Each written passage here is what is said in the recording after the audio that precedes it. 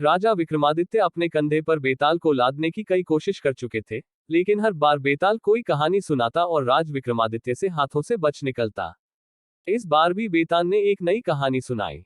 बेताल कहता है, एक बार की बात है, अंदेश के एक गांव में एक ब्राह्मण अपनी पत्नी और 3 बेटों के साथ रहता था। एक बार ब्राह्मण ने अपने तीनों बेटों के बुलाया और कहा कि हमारे तालाब के लिए एक कछुए की जरूरत है।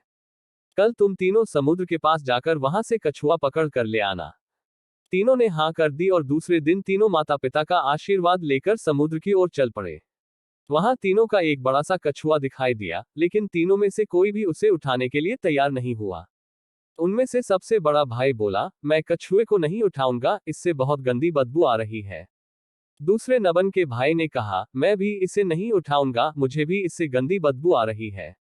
तीसरे नंबर के भाई की बारी आई तो उसने कहा, मैं भी इसे नहीं उठा सकता, मैं बहुत कोमल हूं। तीनों में झगड़ा शुरू हो गया और यह मामला राज दरबार तक पहुंच गया। राजा ने कहा, इस प्रकार का मामला मेरी जिंदगी में पहली बार आया है, इसका न्याय मैं कल सुबह करूंगा। आज आप हमारे यहाँ मेहमान हैं, इसलिए भोजन और आराम यहाँ पर ही कीजिए। यह बोलकर राजा ने तीनों को भोजन के लिए निमंत्रण दिया। सभी बड़े चाव से खाना खा रहे थे, लेकिन सबसे बड़े भाई ने नहीं खाया। राजा ने जब उससे पूछा तो उसने कहा, चावल में से शमशान में जले हुए मुर्दे की बदबू आ रही है। राजा ने इस बात का पता किया तो मालूम हुआ कि चावल किसी शमशान के पास के खेत से लाए गए हैं। यह देखकर राजा बहुत खुश हुआ। सभी लोग खाना खाकर शाम को संगीत सुनने के लिए बैठ गए। तब दूसरे नंबर के भाई ने राजा से निवेदन किया कि वो मृदंग बजाना चाहता है। राजा की आज्ञा से वो गायिका के पास जाकर जैसे ही बैठा तो तुरंत खड़ा होकर दूर बैठ गया। राजा ने खड़े होने का कारण पूछा तो दूसरे नंबर के भाई ने कहा, गायिका से बकरी के दूध की बदबू आ रही है और वो मुझे पसंद नहीं है। जब राजा ने इस बात का पता किया तो मालूम चला कि बचपन में गायिका को बकरी का दूध दिया जाता था। राजा एक बार फिर खुश हो गया। इसके बाद सभी लोग सोने के लिए चले गए। दोनों भाई आराम से सो गए, लेकिन सबसे छोटे भाई को नींद नहीं आ रही थी। राजा ने अपने एक सेवक को आदेश दिया कि जाकर तीनों को देखाओ कि वे सोए या नहीं। सेवक गया तो उसने देखा कि सबसे छोटे भाई को छोड़कर बाकी दोनों सो गए हैं। सेवक ने यह समाचार राजा को दिया और राजा इसका कारण जानने के लिए खुद वहां पहुंच गया जहां तीनों सो रहे थे। राजा को देखकर तीनों उठ बैठे। राजा ने सबसे छोटे वाले भाई से पूछा, आपको नींद क्यों नहीं आ रही?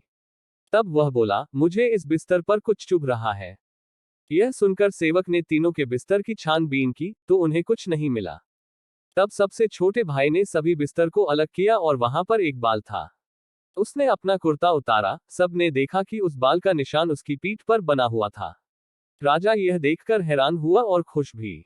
दूसरे दिन राजा ने न्याय के लिए तीनों को बुलाया।